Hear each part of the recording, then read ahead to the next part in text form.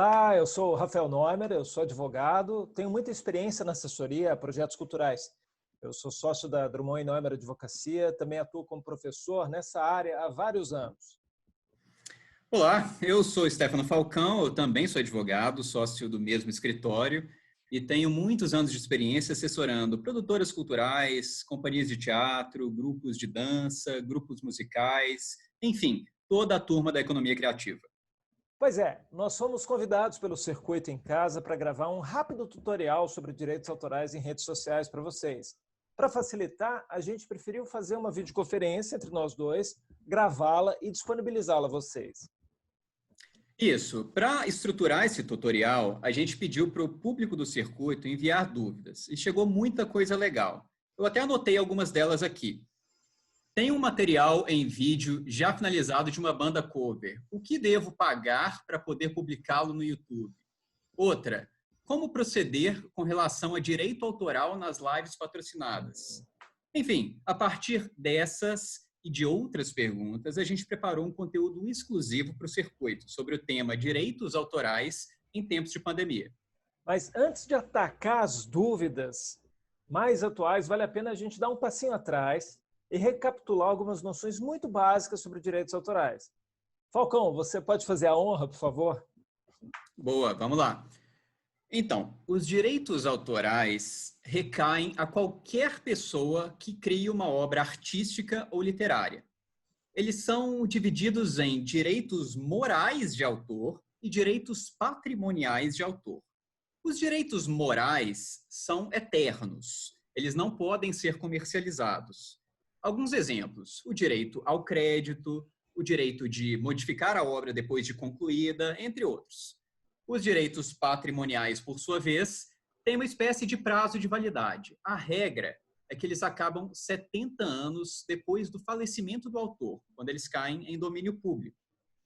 Mas existem algumas exceções, como as obras fotográficas e obras audiovisuais, que caem em domínio público também em 70 anos, mas 70 anos depois de sua primeira exibição.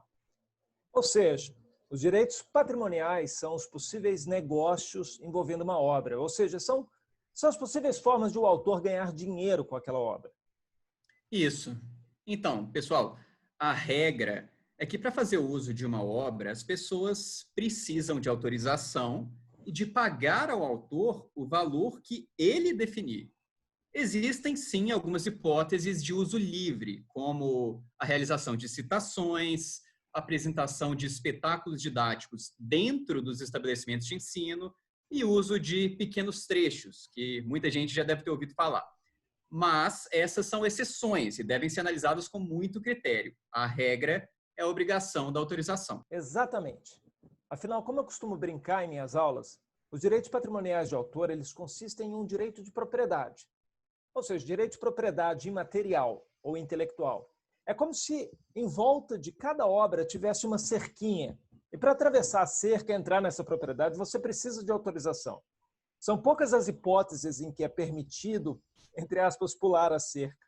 E depois de 70 anos, contados do falecimento do autor, essa cerca é derrubada e a propriedade é de todos. O que antes era um lote murado, agora virou uma praça. Só para vocês entenderem de forma bem didática. Pois é, e são vários os possíveis direitos patrimoniais de autor. Por exemplo, o direito de reproduzir, o direito de adaptar, entre vários outros.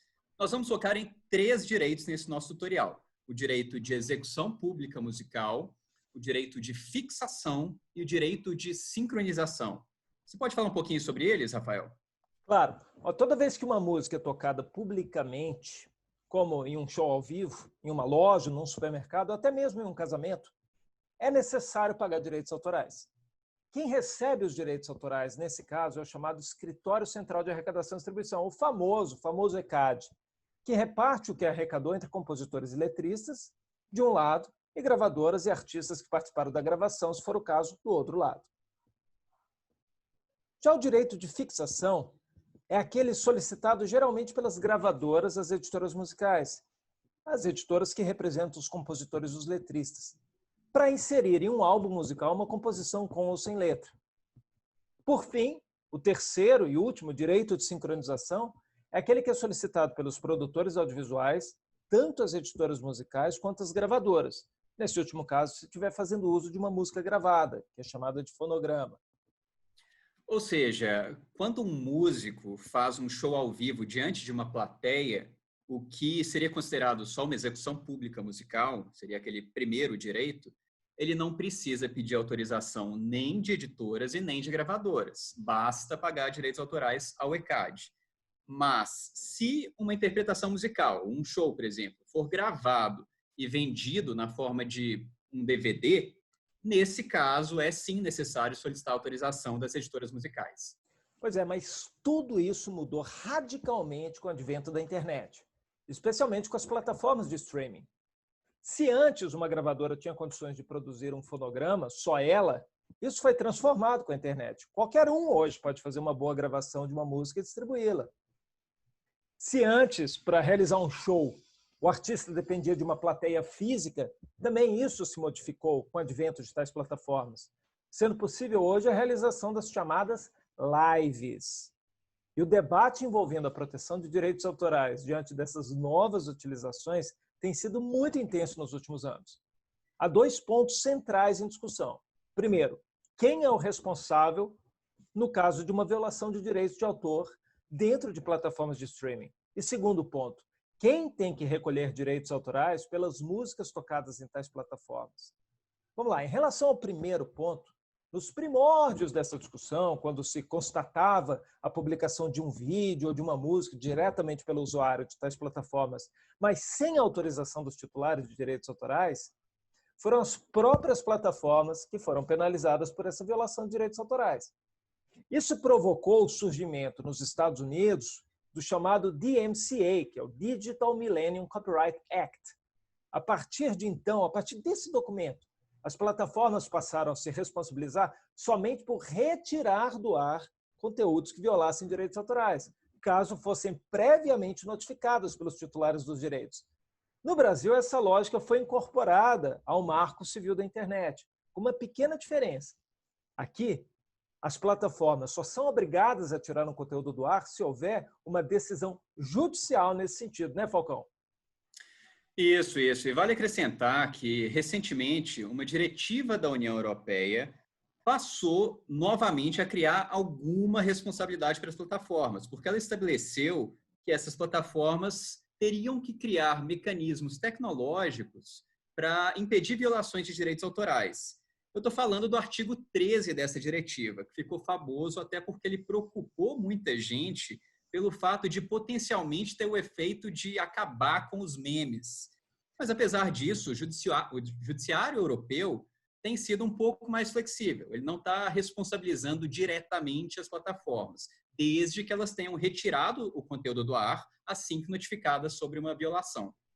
Eu me lembro até que quando estava em discussão essa história do artigo 13, teve vídeos muito legais de youtubers famosos brasileiros, como o Felipe Neto, acho que o Felipe Castanhari também, né, Falcão? Eles fizeram um conteúdo muito bacana. Quem tiver vontade de assistir, vai lá na internet, vocês têm esse conteúdo fácil. Olha, mas mesmo assim, bem antes disso tudo, o YouTube já tinha adotado algumas ferramentas que impediam, ou pelo menos dificultavam a violação de direitos autorais. Vamos a elas. Nós temos o Content ID, a possibilidade de strike e os acordos diretos com os artistas, que estabeleceram regras específicas para suas músicas. Sim, muitos artistas não se opuseram, por exemplo, à inserção de suas músicas em vídeos do YouTube.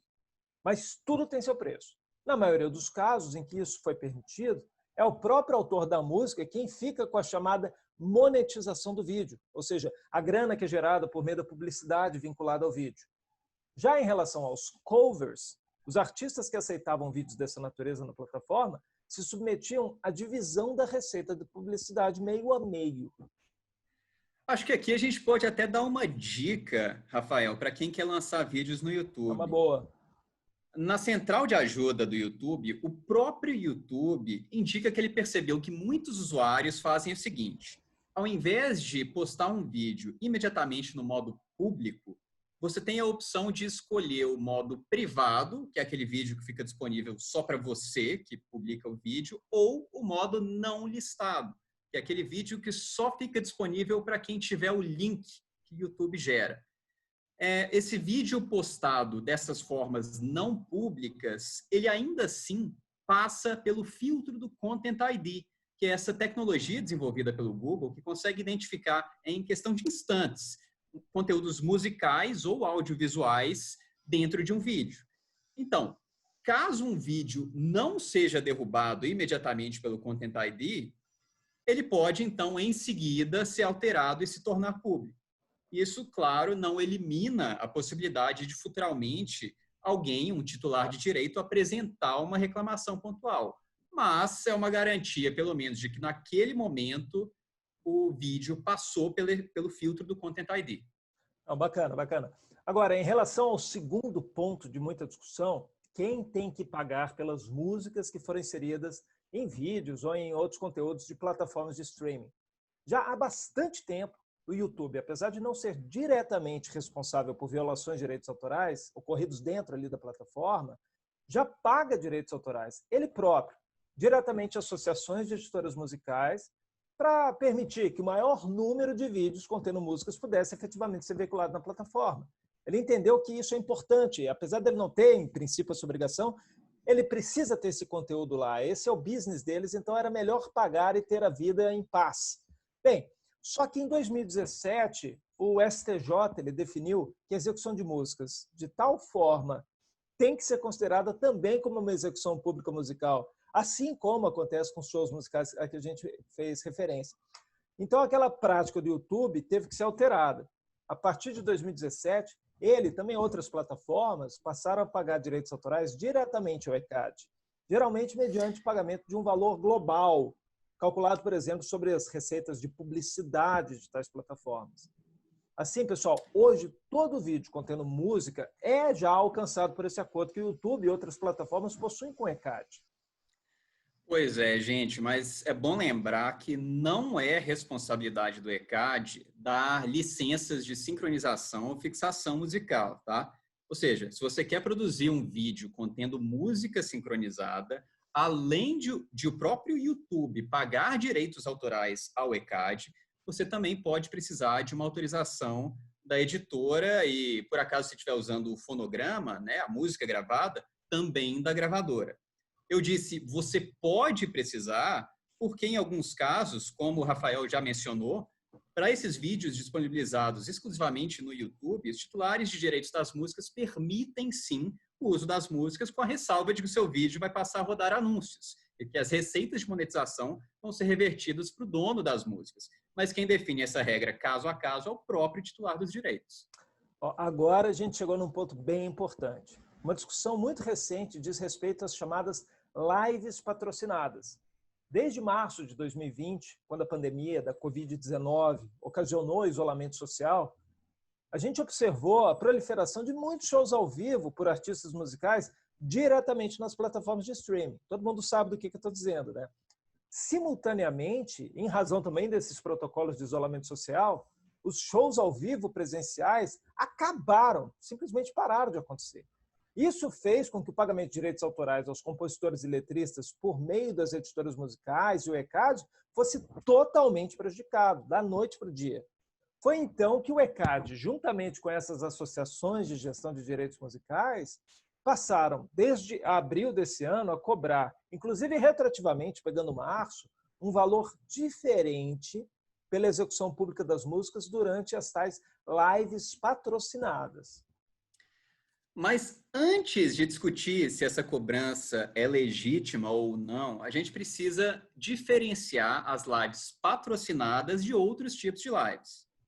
As lives patrocinadas são aquelas que têm uma ou mais empresas como financiadoras, em troca de exposição de marca, um tipo de publicidade.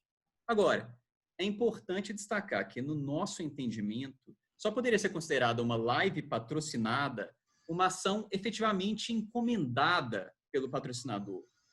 Não aquelas apresentações realizadas com patrocínio por meio de leis de incentivo, por exemplo. Além disso, logicamente, qualquer live que não tenha relação direta com uma empresa, como patrocinadora ou apoiadora, não se enquadra também nesse conceito. Boa. Agora, retornando à discussão da legitimidade da cobrança do ECAD por lives patrocinadas. Olha só, Eu, particularmente, entendo, em princípio, que o ECAD poderia, sim, definir um critério de preço diferente para lives patrocinadas. Assim como fez, por exemplo, em relação aos shows ao vivo, definindo preços diferentes quando não havia cobrança de ingressos e quando havia cobrança de ingressos. Afinal de contas, a Lei de Direitos Autorais, ela diz que cabe ao autor, e somente ao autor, a definição do preço para a utilização de suas obras. E o ECAD nada mais é do que o mandatário do autor. Realmente, as decisões do ECAD são tomadas em Assembleia Geral pelas associações de autores, ou seja, é o próprio autor quem estaria, no final das contas, tomando essa decisão. No entanto, o que a gente entende, pelo menos eu entendo, quero saber se o Falcão pensa da mesma forma, é que é bastante questionável que tanto o YouTube pague uma licença geral que abarca tudo que passa na plataforma, inclusive essas lives, e também as próprias produtoras e as patrocinadoras paguem novamente pelas lives patrocinadas, né? Isso fica parecendo para mim uma duplicidade. O que você acha, Falcão? Concordo, claro. Pensa comigo, é como se em um show ao vivo o ECAD recebesse tanto pelo critério de parâmetro físico, que é próprio de shows sem cobrança de ingressos, quanto pelo critério de cobrança de ingressos, esses de shows que têm bilheteria. Não faz sentido. Boa, exatamente. A gente entende que só se houvesse a redução no valor que o YouTube já paga para o ECAD, daquele valor relativo às lives patrocinadas, é que sim, seria possível cobrar, né, fazendo uso de um outro critério de cobrança, tomando, por exemplo, em conta o valor do patrocínio dessa live patrocinada. Mas enquanto isso não for resolvido, enquanto não tiver esse desconto, eu entendo que essa cobrança pode ser questionada sim. É isso aí, gente. Chegamos ao fim do tutorial. Só queria acrescentar um detalhe, que embora a gente tenha falado muito do YouTube durante o tutorial, que é a plataforma que tem sido o centro da maioria das dúvidas, tudo isso vale para outras plataformas também, como o Instagram, por exemplo. Enfim, espero ter ajudado a esclarecer as principais dúvidas de vocês. É sério, pessoal, olha, todas essas questões, elas são muito recentes, né? Então, a gente tentou pegar o que tem de mais novo e também definir, tirar algumas conclusões a partir disso. Então, a gente só apresentou aqui algumas opiniões sobre tudo isso. Pode ser que tenha outros advogados, juízes com opiniões diferentes. Olha, faz parte, mas espero que vocês tenham ficado satisfeitos. Obrigado, até a próxima. Até, pessoal.